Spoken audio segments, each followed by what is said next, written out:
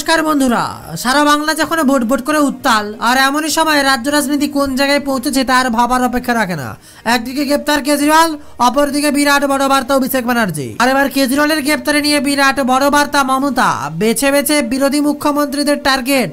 কেজরিওয়ালের গ্রেপ্তারি নিয়ে মমতা বিরাট বড় খুব। আর এদিকে আবার জেলে থেকে বিরাট বড় বার্তা কেজরিওয়াল, তার দিকে নজর রাখবো। এদিকে আবার চলছে আইপিএল লাইভ। আইপিএল এর স্কোর কি আপনাদের স্ক্রিনে দেখিয়ে দেবো। কত রান চলছে আইপিএল এর। এবারে চেন্নাই সুপার কিং এবং রয়্যাল চ্যালেঞ্জার ব্যাঙ্গালোরের যে ধামাকা তার দিকে নজর রাখবো। সরাসরি স্ক্রিনে লাইভ স্কোর দেখতে পারবেন আপনারা। আর ভোট যখন দূর গড়ায় বিরাট বড় বার্তা দিলেন এবার অভিষেক ব্যানার্জি। বাড়ির টাকা প্রথম কিস্তি পেয়ে যাবেন। কাটোয়ায় দাঁড়িয়ে বিরাট বড় আশ্বাস দিলেন অভিষেক বন্দ্যোপাধ্যায়। বেঁধে দিলেন তারিখও। পূর্ব বর্ধমানের কাটোয়ায় আজ নির্বাচনী জনসভা সারলেন তৃণমূলের second in command Abhishek Banerjee. বক্তৃতায় কি বললেন তার দিকে নজর রাখবো। আজকের ভিডিওতে থাকবে তার বক্তৃতার বিশেষ বিশেষ অংশ। প্রতিবারের মতো এবারেও কেন্দ্রকে বিঁধেছেন। এদিন অভিষেক বলেন কেউ 10 পয়সা পায়নি, বলেছিল 15 লাখ দেবে, বলেছিল 2 কোটি চাকরি হবে বছরে, একটা চাকরি দেয়নি, একটা বুথেও এলাকার কাজ হয়নি। বিরাট বড় বার্তা। আর এমনই সময় অভিষেকের কথায় এরা বাংলায় হেরে গিয়ে বাংলার মানুষের উপর প্রতিশোধ নিয়েছে। আপনাদের ছাদ থেকে বাড়ির ব্যবস্থা আমাদের সরকার করবে, এদের দায় দক্ষিণার দরকার নেই।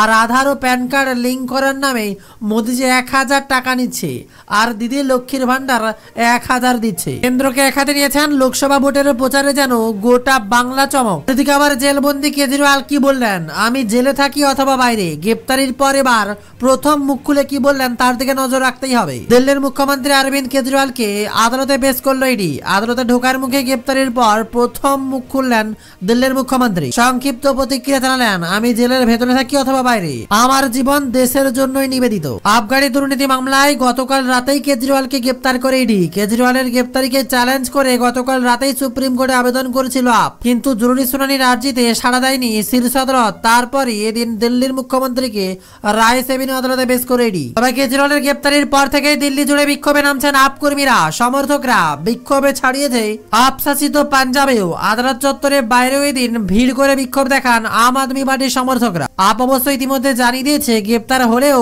জেল থেকেই সরকার চালাবেন কেজরিওয়াল। যদিও আপের ঘোষণার পরেই নতুন আশঙ্কা প্রকাশ করেছে জম্মু কাশ্মীরের প্রাক্তন মুখ্যমন্ত্রী ওমর আব্দুল্লাহ। তিনি দাবি করেছেন আপ যদি কেজরিওয়ালকে মুখ্যমন্ত্রী রাখার সিদ্ধান্তে অনড় থাকে তাহলে সেই সুযোগকে কাজে লাগিয়ে দিল্লিতে রাষ্ট্রপতি শাসন জারি করা হতে পারে, কারণ সংবিধানে সেই সুযোগ রয়েছে। চারিদিকে হোলির ছড়াছড়ি, দোল পূর্ণিমা আসছে আর তাতেই মেতেছে বাংলা। খানিক বৃষ্টি এলেও আবারও বিদায় নিয়েছে বৃষ্টিপাত, শুকনো আবহাওয়া।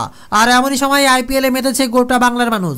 স্ক্রিনে দেখতে পাচ্ছেন লাইভ স্কোর, কত কে রান করলো রয়্যাল চ্যালেঞ্জার ব্যাঙ্গালোর এবং চেন্নাই সুপার কিং এর ধামাকা। সবার প্রিয় মাহিকে দেখার জন্যই ছটপট করছে প্রত্যেকে। আর এদিকে আবার বিরাট কোহলির ব্যাট বিরাট ধামাকা। তবে তার সাথে নজর রাখবো বেছে বেছে বিরোধী মুখ্যমন্ত্রীদের টার্গেট। কেজরিওয়ালের গ্রেপ্তারে নিয়ে মুখ খুললেন এবার মমতা ব্যানার্জি। অরবিন্দ কেজরিওয়ালের গ্রেপ্তার নিয়ে সরব হলেন মমতা বন্দ্যোপাধ্যায়। নির্বাচন চলাকালীন কিভাবে গ্রেপ্তার প্রশ্ন তুলে সরব পশ্চিমবঙ্গের মুখ্যমন্ত্রী মমতা বন্দ্যোপাধ্যায়।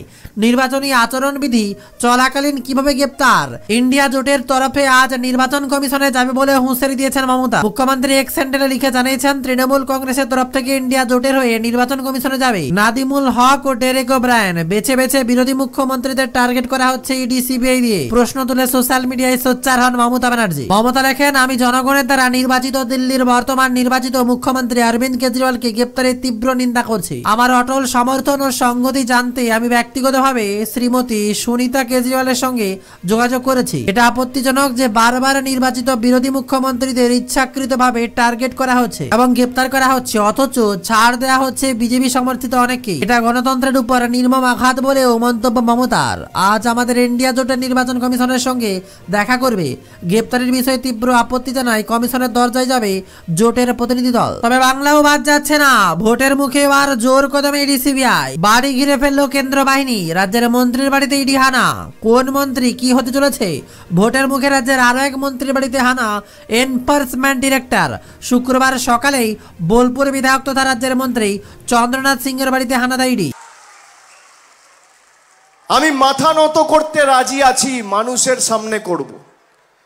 আপনারা এই গরমের তীব্র তাপদাহকে উপেক্ষা করে যেভাবে আজকে উপস্থিত হয়েছেন এবং যাদের সমর্থনে আজকে সভা, মমতা বন্দ্যোপাধ্যায়ের 2 আশীর্বাদ ধন্য প্রার্থী বর্ধমান পূর্ব থেকে লড়াই করছেন ডক্টর শর্মিলা সরকার, আর বর্ধমান দুর্গাপুর লোকসভা কেন্দ্র থেকে লড়াই করছেন কীর্তি আজাদ। এই দুজনকে সমর্থন জানাতে যেভাবে মানুষ আজকে এসছে, খালি মাঠে যারা আছে তারা যদি আগামী 13ই মে ভোটাধিকার প্রয়োগ করে, ভারতীয় জনতা পার্টিকে খুঁজে পাওয়া যাবে না, চোখে দেখা যাবে না, বোকাট্টা হয়ে যাবে। আমি ভেবে কথা বলি, কিন্তু কথা দিয়ে কথা রাখি।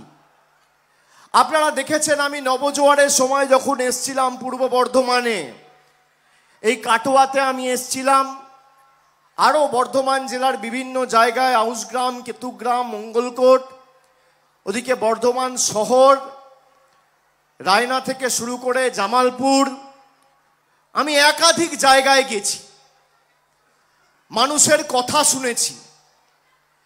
আমরা কথা দিয়েছিলাম যে এই নির্বাচনে আপনারা কোনো রাজনৈতিক দলকে ভোট দেবেন কি দেবেন না, কাকে ভোট দেবেন সেই সিদ্ধান্ত আপনার, কিন্তু নিজের অধিকারকে সামনে রেখে ভোট দিন।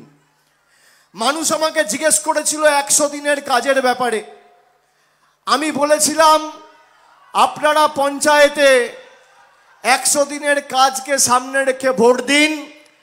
আমরা দিল্লিতে মানুষকে সংগঠিত করে এই লড়াই যাতে দিল্লিতে সর্বাত্মকভাবে আমরা আয়োজন করতে পারি এবং দিল্লির বুকে বৃহত্তর আন্দোলন সংগঠিত করতে পারি, আমরা ব্যবস্থা করব। পঞ্চায়েত নির্বাচনের পরে আমরা দিল্লিতে গেছি গরিব মানুষের ন্যায্য দাবিতে। প্রায় 59 লক্ষ লোকের যোগ্য প্রাপ্য পারিশ্রমিক 2 বছর ধরে নরেন্দ্র মোদীর কেন্দ্রের সরকার আটকে রেখে দিয়েছিল।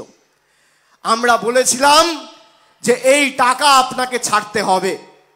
আমাদের সাংসদদের চুলের মুঠি ধরে টেনে হিচড়ে আমাকে প্রায় 50 জন পুলিশ মিলে টানতে টানতে কৃষি ভবন থেকে বার করে দিয়েছিল। সেই ছবি বা ফুটেজ আপনারা গণমাধ্যমে দেখেছেন।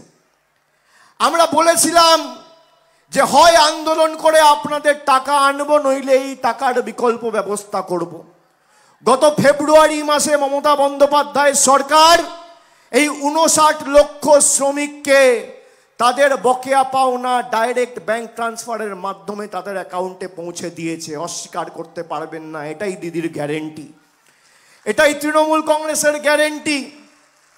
আমার মায়েরা এখানে আছেন, আমি আপনাদের জিজ্ঞেস করতে চাই, মায়েরা বলুন, 10 বছর আগে কেন্দ্রে যে সরকার ক্ষমতায় এসছিল, আজকে দিনের স্বপ্ন দেখিয়ে 400 টাকার রান্নার গ্যাস আজকে 1100 টাকা। আপনি নিজেকে জিজ্ঞেস করুন, 120 টাকার চা পাতা আজকে 270 টাকা কেজি, 3 টাকার ডিম আজকে 6 টাকা, 19 টাকার কেরোসিন আজকে 70 টাকা। চা পাতার দাম বাড়ছে, পেঁয়াজের দাম বাড়ছে, আলুর দাম বাড়ছে, 40 টাকার ডাল আজকে 80 টাকা, আর মুগ মুসুর ডাল হলে তো 120 টাকা, 22 টাকা। আপনি দেখুন সরষের তেল প্রায় 150 টাকা লিটার, পাতি লেবু 175 টাকা কেজি, রসুন 70 টাকা কেজি ছিল, আজকে 430 টাকা কেজি। এই হচ্ছে মোদির আজকে দিনের নমুনা। একদিকে আপনাকে 400 টাকার গ্যাস বাজার থেকে 1100 টাকায় মোদী সরকারের জনবিরোধী সিদ্ধান্তর কারণে কিনতে হচ্ছে, আর সেই গ্যাসের উপরে ফুটছে বিনা পয়সায় চাল, যেটা মমতা বন্দ্যোপাধ্যায়ের সরকার আপনাকে পৌঁছে দিয়েছে। আপনি অস্বীকার করতে পারবেন না। আমরা কথা দিয়ে কথা রেখেছি। আমরা বলেছিলাম আমরা যদি 2021 সালে তৃতীয়বার সরকারে ক্ষমতায় আসি, পরিবারের একজন মহিলাকে আমরা লক্ষ্মীর ভাণ্ডার দেবো। আর মমতা ব্যানার্জি জেতার পরে ঘোষণা করল পরিবারের একজন নয়, প্রত্যেকটা মহিলাকে আমার সরকার লক্ষ্মীর ভাণ্ডার দেবে। আমরা করে দেখিয়েছি। গত ফেব্রুয়ারি মাসে রাজ্যের বাজেটে আমাদের দলনেত্রী, রাজ্যের মুখ্যমন্ত্রী, তিনি ঘোষণা করেছেন যে সাধারণ শ্রেণীর মায়েরা, সাধারণ সম্প্রদায়ের মায়েরা, দিদিরা, বৌদিরা, যারা এতদিন মাসে 500 টাকার, বছরে 6000 টাকার লক্ষ্মীর ভাণ্ডার পেতেন, তারা 1 এপ্রিল অর্থাৎ আজ থেকে ঠিক 9 দিন পর আপনারা মাসে আর 500 টাকা নয়, মাসে 1000 টাকার, বছরে 12,000 টাকার লক্ষ্মীর ভান্ডার পাবে। যারা তপশিলি জাতি তপশিলি জাতি উপজাতি তালিকাভুক্ত জনজাতি মূলবাসী মায়েরা, তারা এতদিন মাসে 1000 আর বছরে 12,000 পেতেন। 1 এপ্রিল থেকে মাসে 1200 আর বছরে 14,400 টাকা পাবেন, দিদির গ্যারেন্টি। আমরা বলেছিলাম কন্যাশ্রী, রূপশ্রী, যুবশ্রী, বিনামূল্যে ration, student credit card Mamata Bandyopadhyay করে দেখিয়েছে। আর অন্যদিকে ভারতের প্রধানমন্ত্রী কি বলেছিল জিতে এলে সবাইকে 15 লাখ টাকা করে দেবো। কেউ 10 পয়সা পেয়েছেন?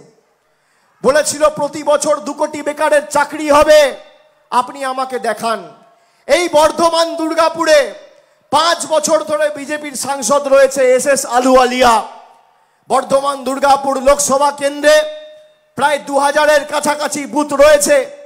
যদি আমাকে কেউ বর্ধমানের একটা লোক, মায়েরা, দাদারা, বৌদিরা, সহকর্মী, সতীর্থ, বর্ধমানবাসী, আমি এই মঞ্চ থেকে চ্যালেঞ্জ ছুড়ছি, যদি দেখাতে পারে 5 বছরে SS আলুওয়ালিয়া একটা বর্ধমানবাসীর উন্নয়নের স্বার্থে একটা বৈঠক করেছে, আমি রাজনীতি থেকে অবসর নেব। এত বড় কথা বলে দিয়ে যাচ্ছি। প্রধানমন্ত্রী 1 সপ্তাহ আগে শিলিগুড়িতে সভা করে বলেছেন যে আমার সরকার মানে কেন্দ্রের সরকার বাংলায় নাকি 45,000 কোটি টাকা বাড়ির জন্য পাঠিয়েছে। আপনি দেখবেন বিজেপির নেতারা বলে যে মোদিজি টাকা পাঠাচ্ছে আর তৃণমূল আটকে দিচ্ছে। আপনারা একবার দেখুন এখানে কটা ক্যামেরা আছে, আপনাদের হাতে মোবাইল ফোন আছে, আপনারা রেকর্ড করছেন। আমি যা বলছি অন রেকর্ড বলছি, ক্যামেরার সামনে বলছি, আপনাদের সামনে বলছি, বুক ঠুকে বলছি, সংবাদ মাধ্যমের সামনে বলছি। আমি 2টো চ্যালেঞ্জ বিজেপিকে দেবো আপনাদের সকলকে সাক্ষী রেখে। বিজেপি যদি গ্রহণ করতে পারে আর বুকের পাটা থাকে, এক বাপের বেটা হয়, আমার চ্যালেঞ্জ গ্রহণ করবে।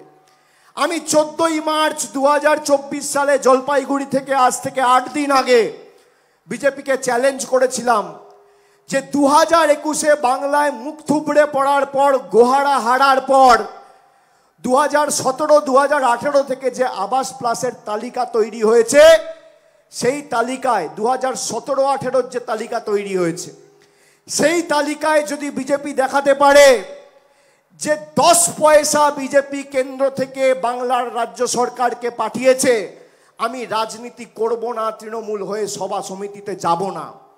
আমি চ্যালেঞ্জ করেছিলাম যে 2021-এ আপনারা বাংলায় হারার পর যদি দেখাতে পারেন যে 100 দিনের টাকা 10 পয়সা কেন্দ্র সরকার আর মোদির সরকার দিয়েছে, অভিষেক বন্দ্যোপাধ্যায় রাজনীতি থেকে বিদায় নেবে। আমি চ্যালেঞ্জ করেছিলাম। আজকে 8 দিন হয়ে গেল। 8 দিন মানে প্রায় 200 ঘন্টা, এখনো পর্যন্ত